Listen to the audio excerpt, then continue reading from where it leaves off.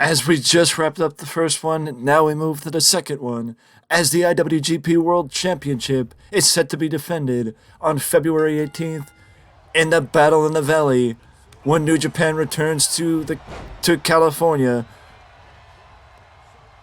and either Shingo Takagi or Okada will be defending the championship on against a challenger yet to be determined. It is making people wonder if it could be a big surprise, as in my opinion it does seem like New Japan is doing everything they can to make the Battle in the Valley a big show feel for what I believe to be New Japan's return to California, but also what is a big show because it is the next time that the IWGP Women's Championship will be on the line, as champion Kairi will defend the title, I think against Mercedes Moné. And you have to figure that New Japan will do everything they can to pull out all the stops at Battle in the Valley for the new champion, or for the champion, because it is a big deal anytime the New Japan champion is on the New Japan title is on the line. But it is a big deal with this one because on February the 11th in, I believe in Osaka, it is, well, Takagi versus Okada, and then February 18th, the winner of that match will go to Battle in the Valley to defend the title in America. So it is odd and strange that New Japan would do two title matches back to back on such short notice, which makes people think that New Japan is planning a big show or big surprise at Battle in the Valley on February the 18th. But that's something that we will keep an eye on, and I will feed back to you guys when I know more. Speaking of big news, it was reported by Dax Harwood himself that as of now, the reason why FTR lost all the championships, because going into December of last year, FTR had 3 sets of titles, and then by the second week in January, they are titleless, losing the Triple H Tag Team titles, the Ring of Honor Tag Team titles, and the IWGP Tag Team titles in a very short period of time, which made people think, what's going on with FTR? Well, now we know, as it does pertain to their contract. It does pertain to their contract. Their contract is set to expire in April, and it has been announced on more than one occasion that FTR will be taking some time off away from major companies to go do what they want to do. And Dax basically announces that it's for his health, for his family, for himself, that he wants to go do what he wants to do, and that they may want to take a little time away from the major companies and do more outside of AEW and WWE. Now, it isn't him announcing that they're going to retire. It is more just taking a break from, television, and taking a break from this and taking a break from that. I mean, honestly, technically, it could be where FTR ends up in Ring of Honor, because technically Ring of Honor is not featured on television. But I don't think that that's what he meant. I think more smaller companies like PWG or Game Changer Wrestling or, companies like that than another company ran by Tony Khan. But he did go on record to say there is no ill will between FTR and Tony Khan or FTR and AEW. It is more just FTR wanting time off.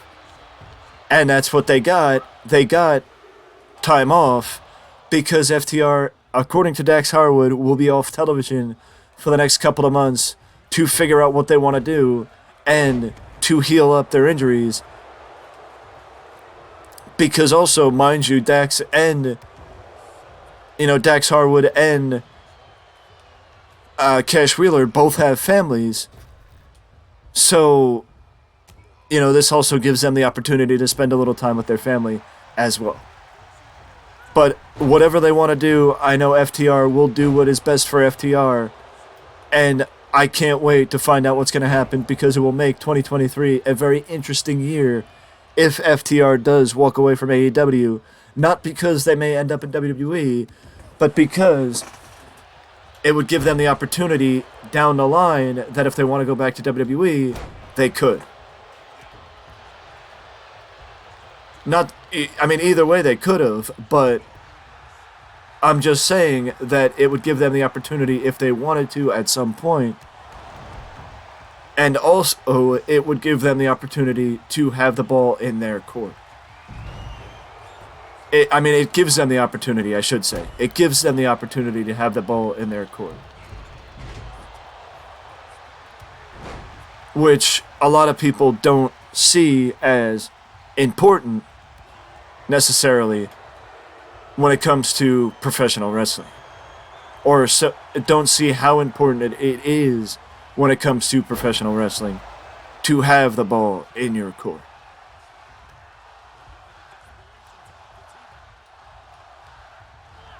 I know I spent a majority of the day yesterday talking about one centralized topic, and we will mention it now, that apparently, according to Sean Ross Sapp, it was spoken about in a WWE group chat, and as I mentioned yesterday, the right people started talking about it, and it made for the story to catch fire.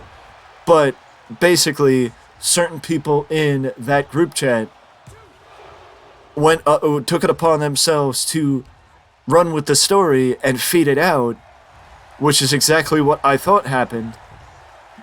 And you have to wonder exactly why they thought it was a good idea to let the story leak, especially if it wasn't true. But that's all I gotta say on that front. And now you understand, but I will just finish by saying, now you understand why people like myself and others went along the way of saying, don't believe it until it's confirmed. Simple as that. But also we saw on Dynamite last night, Jon Moxley seemingly get injured or get written off, per se, from television. The fact of the matter is, Mox has been rumored to be taking a vacation for months at this point.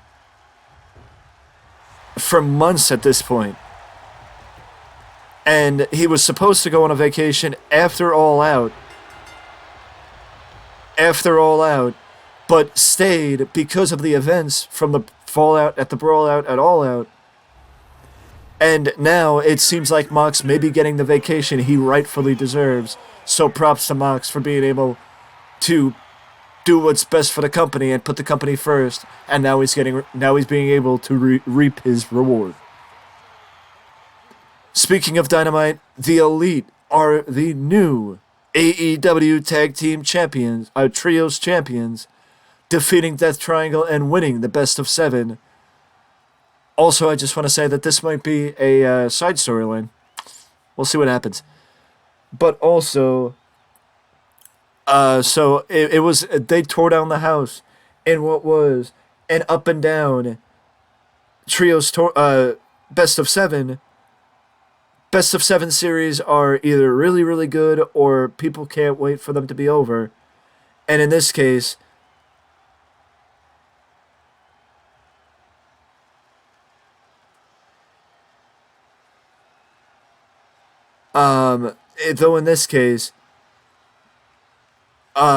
it is the possibility of,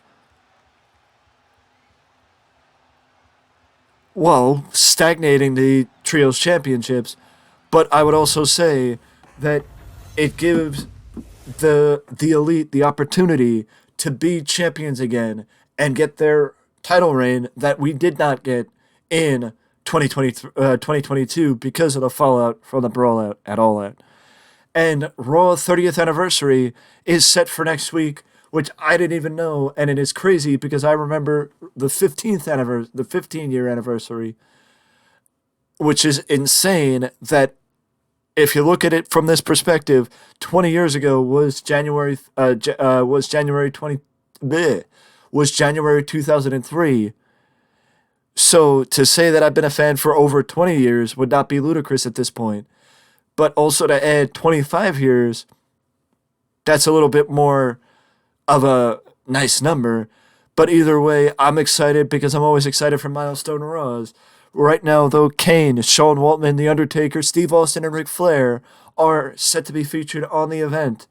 Or at least Kane and Shawn Waltman are confirmed. The others are rumored to be appearing on the event. But either way, it should be an action-packed night of Monday Night Raw next week for Raw 30. With that being said, though, there will be one more news video because I saw an interesting thing to report.